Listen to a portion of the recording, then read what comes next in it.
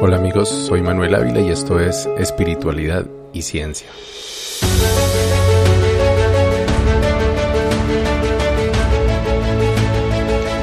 El 6 de enero de este año 2021, el mundo presenció el asalto al Capitolio de los Estados Unidos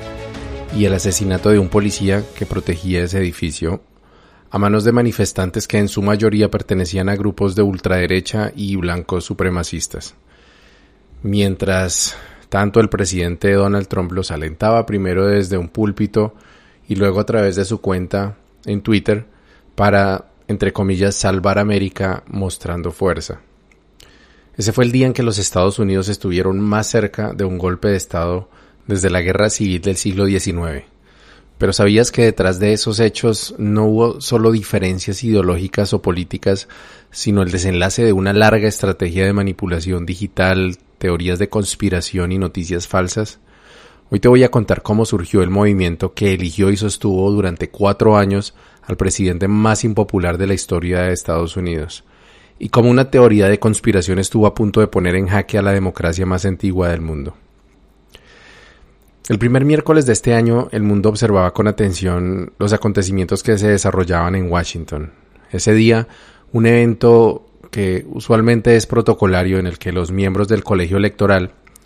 que son nombrados después de las votaciones populares de noviembre, se reúnen en la sede del Congreso para emitir sus votos, que son los que definen legalmente quiénes asumirán el cargo de presidente y vicepresidente durante los siguientes 4 años. El sistema electoral de los Estados Unidos no es fácil de entender. Se basa en unas votaciones primarias en las que se eligen a los candidatos de cada partido, de los 2 partidos más importantes de Estados Unidos, que son los demócratas y los republicanos. Luego viene la campaña, las votaciones presidenciales en las que los ciudadanos van a las urnas, que es lo que sucedió en noviembre, o a las máquinas de votación y depositan su voto por los candidatos de su preferencia. Hasta aquí, todo normal. Pero resulta que en los Estados Unidos los votos de los ciudadanos no eligen directamente al presidente, sino a los miembros del colegio electoral, que es un grupo de 538 miembros, que entre otras se llama colegio porque está formado por colegas. Estos electores son nombrados por los dirigentes del partido que gana en las votaciones populares, y su responsabilidad es la de emitir uno de esos 538 votos para elegir al presidente y vicepresidente. Ahora, los Estados Unidos están formados por 50 estados, pero como no todos los estados tienen la misma cantidad de habitantes, cada estado tiene un número diferente de electores. Así pues, California tiene 55, Texas 38, pero Wyoming y Delaware solamente tienen 3. Lo que estaba por suceder el 6 de enero era que un representante de cada uno de esos 50 estados que forman la Unión iba a reportar la cantidad de votos de su estado por uno u otro candidato. En este caso, el presidente en ejercicio Donald Trump y el candidato que ya era proyectado como ganador, Joseph Biden. Como dije antes, este evento es usualmente protocolario, ya que de antemano se conoce la cantidad de votos que cada candidato obtendrá. Sin embargo, en este caso había sucedido algo bastante inusual. El presidente Donald Trump llevaba meses, incluso desde antes de las votaciones de noviembre, diciendo que tenía información de fraude electoral. Decía que los demócratas iban a robarse las elecciones y que si Biden ganaba sería la prueba de que dicho fraude sucedió. Llegaron las elecciones de noviembre y tal como pronosticaban las encuestas, Biden se impuso por 7 millones de votos populares, aunque su victoria en términos de votos electorales fue mucho más apretada. A partir de allí, Trump incrementó su retórica del fraude electoral y se dedicó a interponer demandas en los 5 estados en los que Biden ganó con el menor margen. En total, fueron 60 las demandas que interpuso, con alegatos desde malas condiciones para los observadores electorales, hasta fraude masivo manipulando las máquinas de votación y votos depositados por fallecidos, inmigrantes ilegales, etc. En todos estos casos, excepto en un pequeño caso que interpusieron en Pensilvania, en el que la Corte reconoció que un pequeño número de votantes no presentaron una identificación válida, en todos los demás casos las demandas fueron desestimadas por no aportar pruebas, más allá de algunos testimonios cuestionables e inconsistentes. 59 derrotas judiciales en 5 estados, provenientes de jueces que en muchos casos tenían afinidad con el partido del presidente Trump, no sirvieron para impedir que el presidente Trump incrementara las acusaciones de fraude y las teorías de conspiraciones liberales en alianza del comunismo y hasta satanistas para robar las elecciones. Por el contrario, no quedándole recursos legales para su batalla, Trump se dedicó a inflamar con su discurso a la enorme cantidad de grupos de extrema derecha que resonaban con su retórica racista, misógina y conspiranoica. Su objetivo, que los congresistas republicanos que se reunirían el 6 de enero para certificar la victoria de Biden estuvieran tan intimidados con la ira de los seguidores de Trump que se vieran obligados a torcer las normas electorales, la justicia y en últimas la democracia, y desconocieran los votos demócratas de los 5 estados en disputa. En este punto, la situación era tan extraña y enrarecida que un grupo de congresistas del partido de Trump se lanzaron a la aventura de seguirle la cuerda a su jefe político y retar, usando un recurso legal habilitado para casos en los que las elecciones sufran traumatismos severos, que de verdad causen que sea difícil poder aceptar la validez de las votaciones. Pero en este caso querían utilizar este recurso para cuestionar los votos por Biden en esos estados en los que Biden ganó por un margen estrecho. La empresa que emprendió Trump en este caso tenía su derrota casi asegurada, ya que la mayoría de los senadores republicanos ya habían anunciado que no iban a apoyar esos reparos a las elecciones. Sin embargo, este grupo de senadores inescrupulosos, tal vez motivados por quedar bien con el jefe, y más importante aún con los 63 millones de americanos que votaron por Trump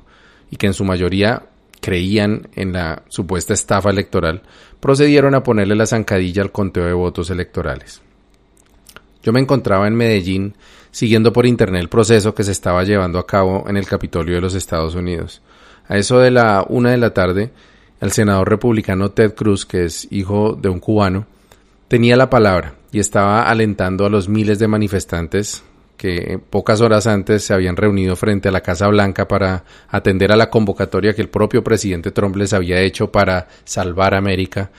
diciéndoles frases como: ustedes nunca recuperarán nuestro país con debilidad, tienen que mostrar fuerza y tienen que ser fuertes. Y fue precisamente durante el polémico discurso de Cruz, lleno de falacias y de oportunismo, cuando los agentes de seguridad del recinto anunciaron que los manifestantes habían roto las puertas del Capitolio y que a esa hora se dirigían al lugar donde los senadores y el vicepresidente Pence se encontraban debatiendo.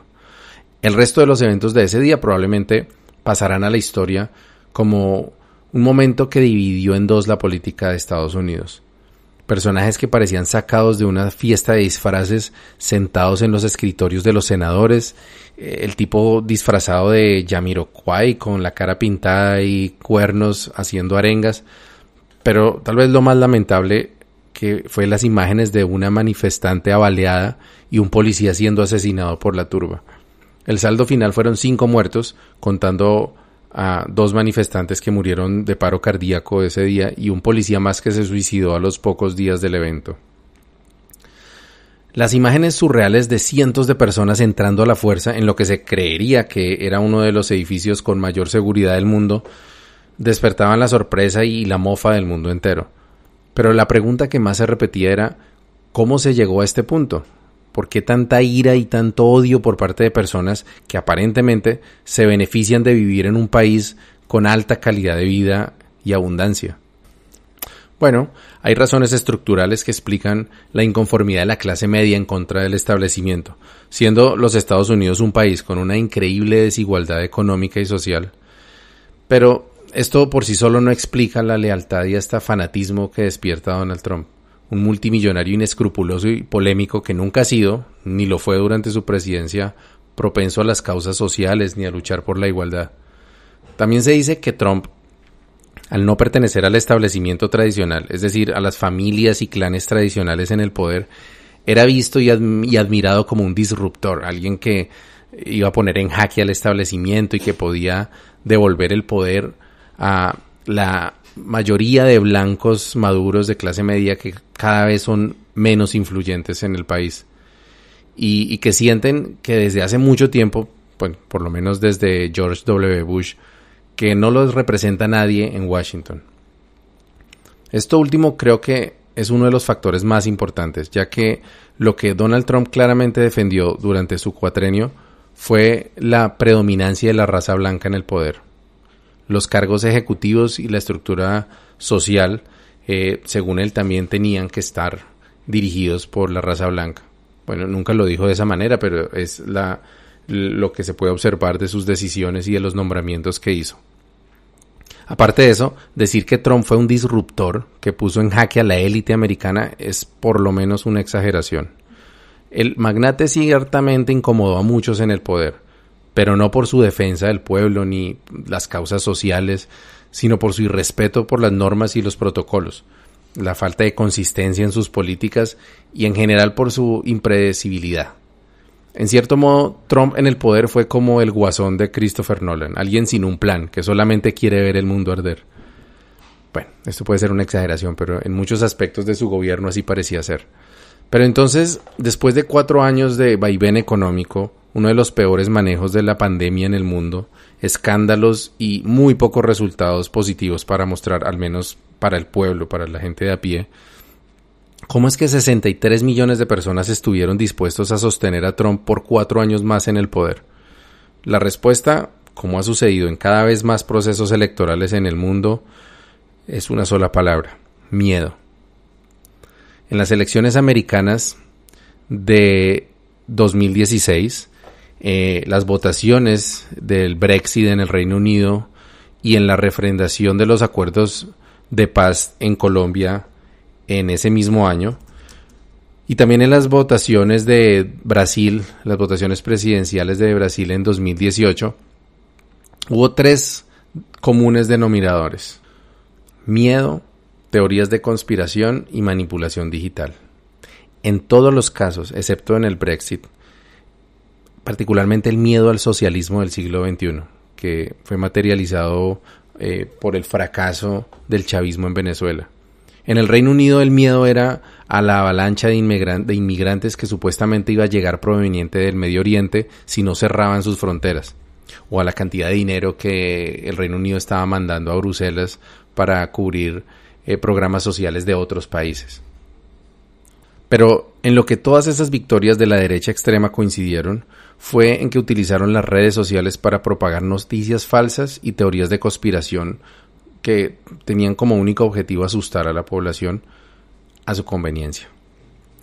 Pero las elecciones estadounidenses de 2020 tuvieron un ingrediente adicional, que no se vio en las campañas de noticias falsas de 2016. Esta vez, las mentiras que circulaban no eran solamente de comunistas infiltrados para convertir a Estados Unidos en Venezuela, o de miles de violadores y asesinos latinoamericanos entrando a Estados Unidos por una frontera abierta con México. Esta vez las historias que se propagaban a través de Facebook, WhatsApp y otras redes sociales eran mucho más siniestras. Todo empezó antes de la campaña de 2016,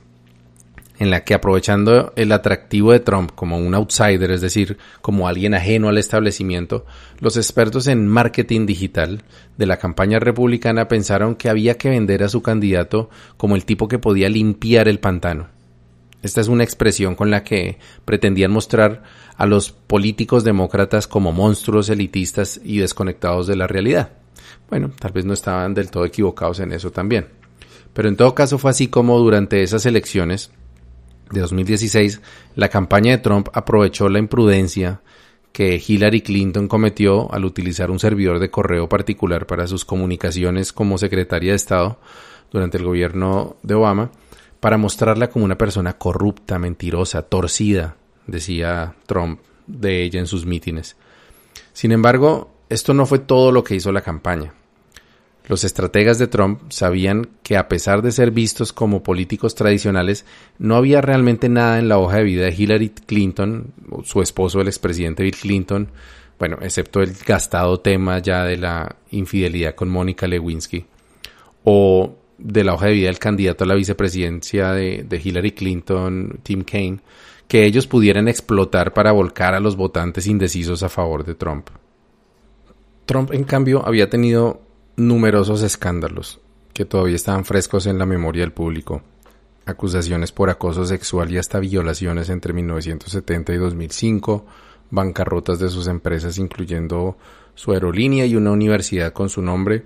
y particularmente el audio que se había filtrado durante la campaña en la que Trump cándidamente le decía a su interlocutor que él ni siquiera esperaba, que besaba a cualquier mujer que quisiera besar y que si quería las agarraba por la cuca.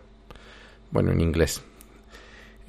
No había manera que el público norteamericano, especialmente las mujeres y los millones de fieles de las iglesias conservadoras, vieran a una persona narcisista, misógina y corrupta como Donald Trump como un mejor presidente que Hillary Clinton, a menos que vieran a Hillary como alguien mucho peor, más vil y peligrosa, y de paso que Donald Trump fuera visto como el único capaz de proteger al país de una amenaza siniestra, a pesar de su desagradable personalidad. Fue entonces que los estrategas se dedicaron a amplificar, difundir y repetir antiguas teorías de conspiración que de tanto en tanto aparecen, en las que se habla de una estructura de poder en la sombra, que maneja los hilos de políticos, celebridades y otras personas influyentes con una agenda secreta, que usualmente consiste en quitar el libre albedrío a las personas, esclavizar a la humanidad y finalmente entregar el poder del mundo a Satanás. También destruir las iglesias o una combinación de todo lo anterior. Yo conocí muchas de estas teorías recién comencé mi camino espiritual. Estaba yo pues con la curiosidad de aprender de los misterios del mundo, de tantas cosas mágicas que tal vez ocurrían,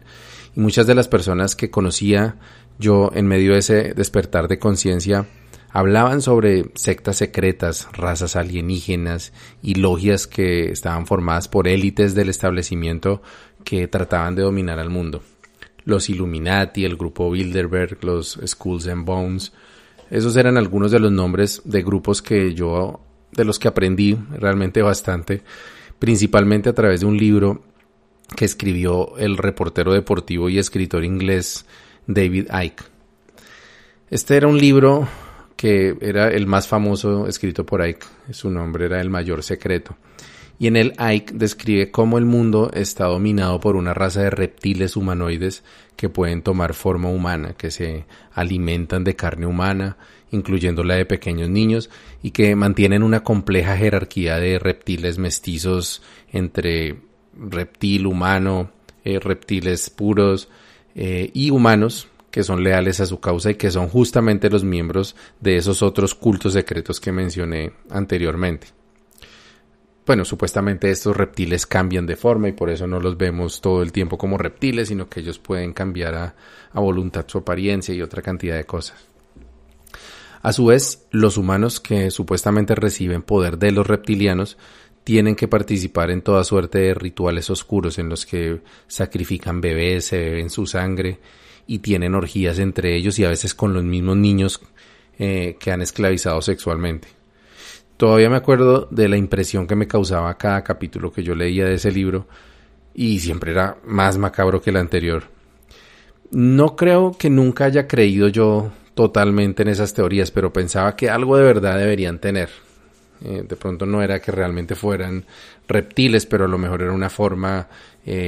no sé, literaria de referirse a la frialdad de estas personas, pero pensaba que era probable que los millonarios poderosos del mundo fueran en su mayoría satanistas dispuestos a cualquier cosa para mantener el control que tienen sobre el mundo.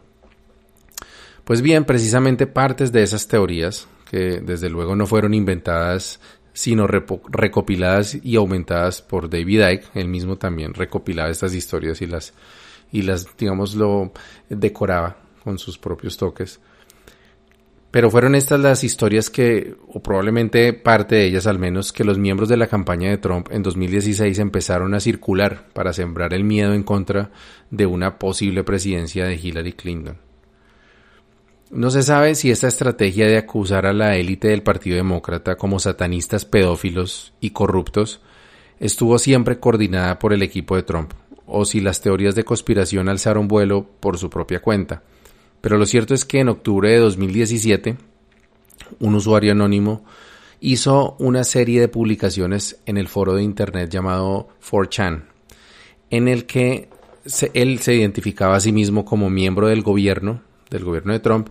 con el más alto nivel de acceso a información privilegiada,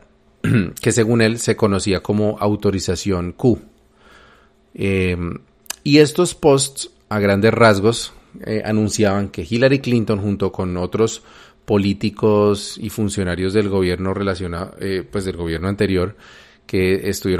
que supuestamente estaban relacionados con redes de pedofilia y satanismo, iban a ser arrestados y ejecutados en cualquier momento. Era cuestión de semanas o algo así. Y estas publicaciones estaban firmadas por una persona anónima que se hacía llamar Q. Entonces, a partir de ahí surgió el nombre QAnon o QAnon, proviene de la palabra Q anónimo, para referirse a ese movimiento conspirativo liderado por este señor o personas, quien quiera que se llamara Q. Nunca se ha llegado a saber realmente si era una sola persona o un grupo, pero se cree que con el tiempo muchos individuos interesados en apoyar a Trump o simplemente en crear contenidos virales han utilizado el seudónimo de QAnon para aumentar el misterio y difusión de las conspiraciones con agendas que generalmente corresponden a ideologías de ultraderecha, como mencionaba, de supremacismo blanco, de racismo, antiinmigración, etc. La primera vez que yo escuché esta teoría una de estas teorías fue en 2018. Un amigo curandero, sabedor de medicina ancestral y también taita de Yahé, me dijo que estaba recibiendo información de buena fuente que indicaba que Donald Trump en realidad es un sombrero blanco. Este término yo no lo conocía hasta ese momento, pero luego supe que se refería a algo así como un agente secreto al servicio del bien, de la luz. Según mi amigo, a Trump lo atacaban en los medios porque estaba tratando de librar a Estados Unidos y por ahí derecho al resto del mundo de las garras de la oscuridad. Luego me dijo que me iba a compartir el contacto en WhatsApp de un amigo de él que pertenecía a uno de los grupos en los que se difundía esta información secreta. Por pura curiosidad agregué al personaje a mis contactos y lo saludé, presentándome como yajecero y amigo del taita. En cuestión de minutos tenía mi celular lleno de presentaciones de PowerPoint, documentos en PDF, imágenes, con una cantidad de información sobre el supuesto plan de Trump en contra del Estado Profundo, que es el nombre que, como decía, los seguidores de estas teorías de conspiración le dan a este grupo de pedófilos satanistas detrás del poder en Estados Unidos. Algunas de las profecías que recuerdo que me contó aquel contacto fue que en septiembre de ese año Trump iba a regresar el dólar a su dependencia del oro y que en las semanas siguientes veríamos en las noticias una serie de arrestos de alto nivel que probablemente incluirían a la propia Hillary Clinton, al senador demócrata Bernie Sanders, que ahora es famoso porque es el del meme con los guantecitos con los mitones de abuelito, en fin. Y tengan en cuenta que la inminente captura de Hillary era algo que ya venía rondando en las redes de conspiraciones desde antes de la posesión de Trump en enero de 2017. Un par de días después bloqueé a mi nuevo amigo conspiranoico porque ya me tenía lleno el celular de estas teorías y mensajes. Pero no fue la última vez que estuve en contacto con las redes de QAnon o QAnon. El año pasado, recién iniciaba la pandemia mundial, me contactó una amiga colombiana que se había mudado a los Estados Unidos un par de años atrás. Me contó que debido a la pandemia y que aún no legalizaban su estatus en este país, ella y su familia habían decidido mudarse a otra ciudad con muy poco dinero en el bolsillo y apenas unas cuantas pertenencias. En Detroit, que era su nueva ciudad, tuvieron la suerte de ser acogidos por una iglesia cristiana que les ofreció asistencia económica y de hecho los miembros de la comunidad rápidamente les ayudaron a poner un techo sobre la cabeza. Incluso entre todos los miembros de esta iglesia dotaron el nuevo hogar con lo necesario para subsistir. Hasta ahí todo maravilloso. El problema fue que al poco tiempo el esposo de mi amiga había sido adoctrinado por sus nuevos amigos cristianos en apoyar a toda costa al presidente Trump. La razón era que se estaba librando una guerra entre la luz y las tinieblas y que ellos eran el apoyo espiritual y social de su mujeriego y narcisista salvador. Cuando mi amiga me contó la historia, me dijo que todas las profecías que estaban llegando a su hogar la habían sumergido en un estado de ansiedad que ya no le estaba permitiendo disfrutar de su nuevo hogar y ni siquiera de su nueva bebé. La posibilidad de que una secta de pedófilos y satanistas se apoderara del país no la dejaba tranquila y no sabía qué hacer para ayudar, ya que ellos por su estatus pues no podían ni siquiera votar. Traté de tranquilizar a mi amiga y con argumentos pues tratar de desvirtuar esas teorías, por lo menos las más descabelladas que me contaba, pero no sé si una sola voz haya podido contrarrestar todo ese entramado de desinformación en el que ella y su familia estaban envueltos. Podía pensarse que semejantes historias solo podrían ser creídas por personas sin mucha educación o con un alto nivel de fanatismo religioso, y en cierto modo así es. Sin embargo, las teorías de conspiración, que no todas son adjudicables a Q, daban para todos los gustos, para todos los públicos y perfiles de credulidad. En medio de esta campaña electoral que pasó el año pasado, en 2020, un amigo mío americano, graduado en finanzas de la Universidad de Georgetown y gerente de una compañía de consultoría, me compartió varias noticias falsas provenientes de portales que son conocidos por propagar teorías de conspiración y fake news.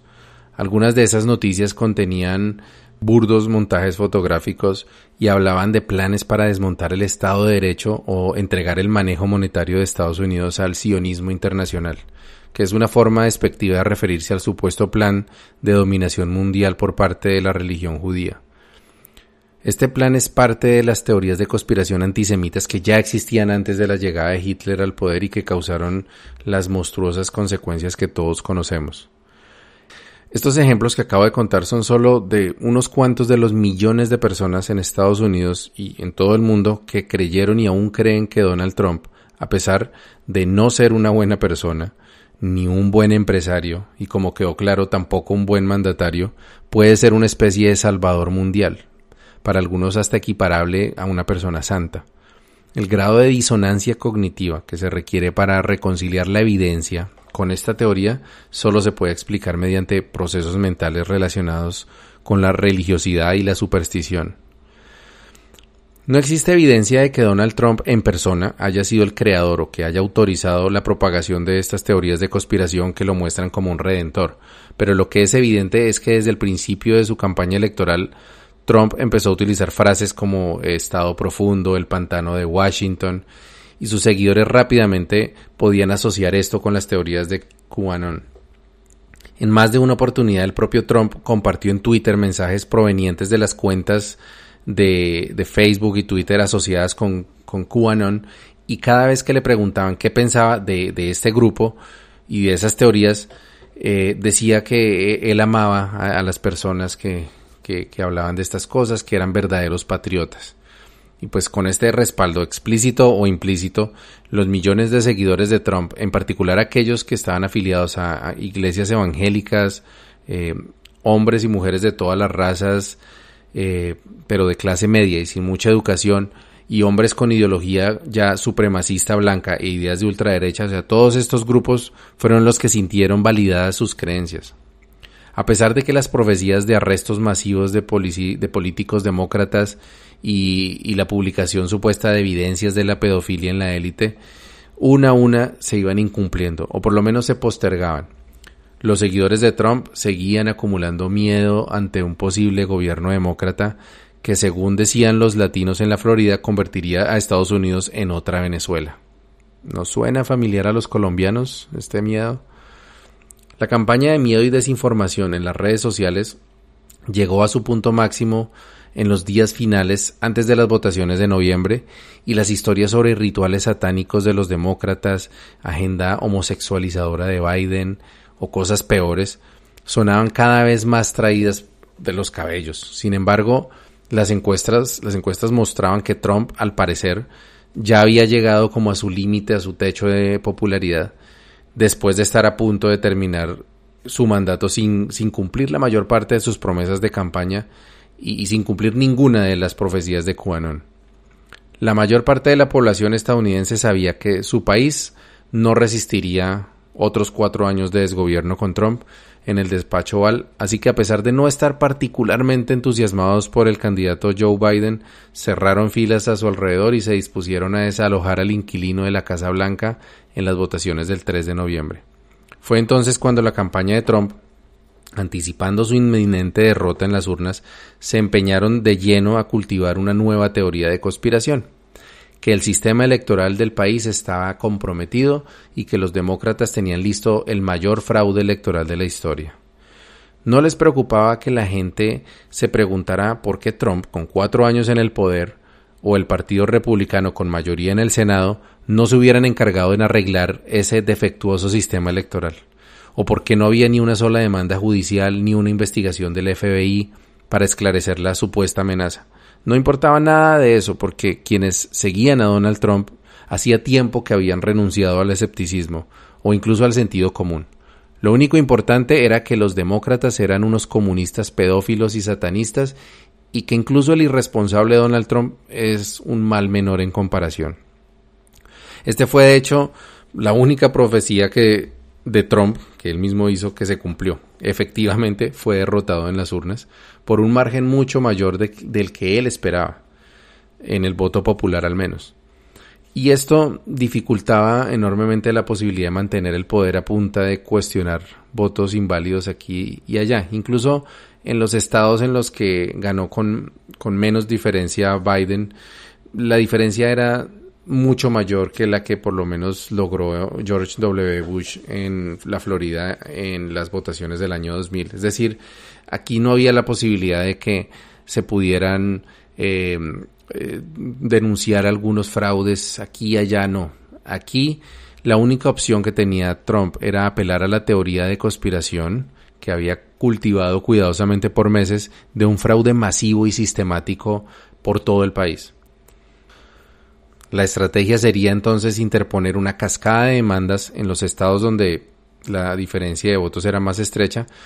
con lo cual sus seguidores pensarían que, pues, si el presidente estaba interponiendo demandas es porque hay pruebas, o si no, no sería posible que alguien tan importante como el exalcalde de Nueva York y abogado de la campaña de Trump, Rudy Giuliani, se hubiera atrevido a establecer esas demandas. Con lo que no contaba Trump es que todos los juzgados ante los que habían interpuesto estas demandas iban a desestimar o rechazar una a una las 60 denuncias, excepto la que mencioné antes en el estado de Pensilvania, en un tiempo récord, en algunos casos incluso el mismo día. Pero Trump y sus aliados tenían otro plan B, una medida desesperada que requería incendiar por completo a esa base de seguidores más leales de Trump, que eran los grupos de ultraderecha y los seguidores de teorías conspirativas que durante su gobierno se habían venido multiplicando y fortaleciendo exponencialmente. La estrategia consistía en aumentar la circulación de los mensajes de QAnon y los nuevos medios al servicio de Trump, como las redes de noticias OAN o Newsmax, llamando al pueblo, entre comillas, a impedir el robo de las elecciones, volcarse a las calles a protestar y, llegado el caso, defender a la patria como diera lugar, en contra del Estado profundo y sus miembros comedores de bebés. El objetivo no creo que nunca haya sido realmente tomarse el poder a la fuerza, porque el ejército americano siempre se mantuvo al margen y de hecho el ejército nunca fue muy cercano a Trump. El verdadero objetivo era hacer tanto ruido que los senadores republicanos sintieran la presión de esos 63 millones de votantes que apoyaron a Trump y decidieran, en contra de su juramento y en contra de la Constitución, revertir la voluntad popular en los estados por los que Trump perdió la victoria. Las posibilidades incluso así eran muy remotas, pero Trump, incapaz de aceptar su derrota, a pesar de haber sido perdedor muchas veces antes en su vida, no iba a soltar el poder así de fácil y convertirse en un simple mortal, tal vez ahora acosado por las deudas, el desprestigio y la administración de impuestos. Con lo que no contaba era que su discurso del 6 de enero al frente de la Casa Blanca sería leído por la enardecida horda de manifestantes de ultraderecha como un llamado a invadir y tomarse el Capitolio Nacional. Ahora se sabe que muchos de esos manifestantes habían planeado secuestrar y hasta ejecutar senadores demócratas y hasta el propio vicepresidente Mike Pence, quien a última hora se convirtió en un traidor a la causa trumpista al negarse a desconocer la votación del colegio electoral tal como Trump pretendía que él lo hiciera. Esto es algo, por cierto, que Pence no tenía el poder para hacer, nunca lo tuvo, pero Trump, que muy poco entiende de leyes y normas, probablemente aún piensa que Pence sí hubiera podido hacerlo. En cualquier caso, los manifestantes se salieron de control y estuvieron a punto de causar un baño de sangre, que ese sí habría partido la historia del país en dos. La única razón por la que esto no sucedió es que la mayoría de los cientos de personas que invadieron la sede del Congreso no tenían plan. Tal vez ni siquiera llegaron a imaginarse que de verdad iban a lograr meterse en el Capitolio. Una vez adentro, se les veía tomándose selfies y hasta transmitiendo en vivo su osadía. Trump, al darse cuenta de las consecuencias de sus discursos incendiarios, corrió a esconderse en la Casa Blanca y no volvió a publicar tweets ni a decir nada ni a favor ni en contra de los manifestantes, que probablemente esperaban las órdenes de su presidente para ejecutar a los senadores pedófilos o por lo menos arrestarlos tal como venía profetizando QAnon desde hacía años. Y es que en las conversaciones que se han logrado rescatar de las personas que estuvieron ahí en el Capitolio, muchos de ellos decían, esta es la profecía, aquí estamos cumpliendo lo que QAnon nos venía diciendo que se iba a cumplir. Pero las órdenes nunca llegaron y en cambio un Trump visiblemente incómodo y libreteado publicó un lacónico video en el que le pedía a los manifestantes irse a sus casas, condenando todo acto de violencia y etcétera. Los militantes de su causa, muy confundidos, no tuvieron más remedio que retirarse con uno que otro souvenir, sin saber los graves problemas legales en los que acaban de meterse. Con esto llegamos al final de la historia. El 20 de enero de 2021, Donald Trump abordó el helicóptero Marine One con destino a la Florida, en donde se recluyó en su nueva condición de expresidente. Hasta la fecha, nadie sabe cuál será su futuro político o incluso legal, teniendo en cuenta que la cantidad de demandas que se espera que recaigan sobre el polémico magnate después de haber perdido su fuero presidencial va a ser grande.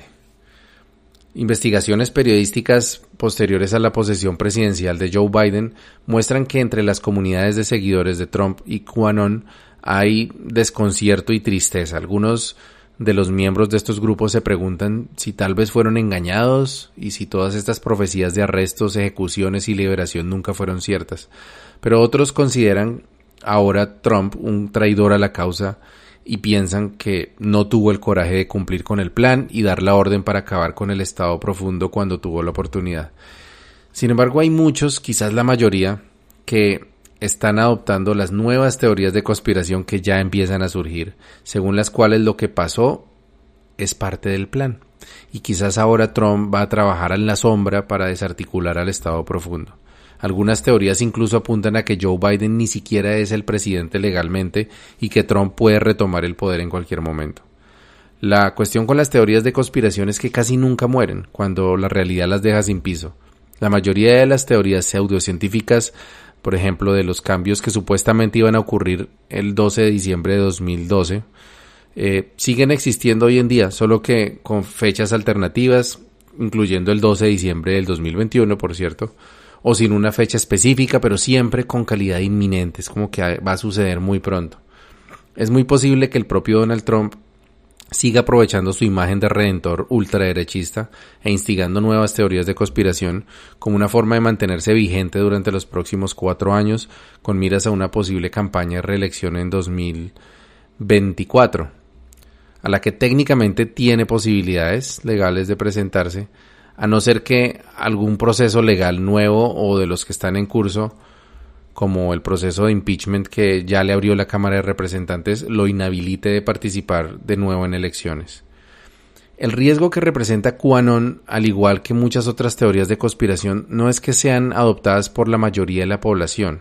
Una encuesta de Pew Research en marzo de 2020 mostró que apenas un 3% de la población estadounidense decía saber mucho sobre QAnon. Y el grupo de Facebook más grande que llegó a tener esa secta apenas logró tener aproximadamente 200,000 miembros, antes de ser cerrado en agosto por el propio Facebook. El verdadero riesgo de QAnon es la capacidad que tiene para radicalizar a personas inestables y potencialmente violentas, que si se organizan eficazmente a través de Internet, pueden llegar a convertirse en grupos terroristas y coordinar ataques sobre la población civil o las personas que ellos consideran parte de la élite maligna que controla el poder.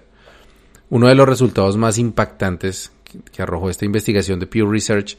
es que la mayor parte de los seguidores de QAnon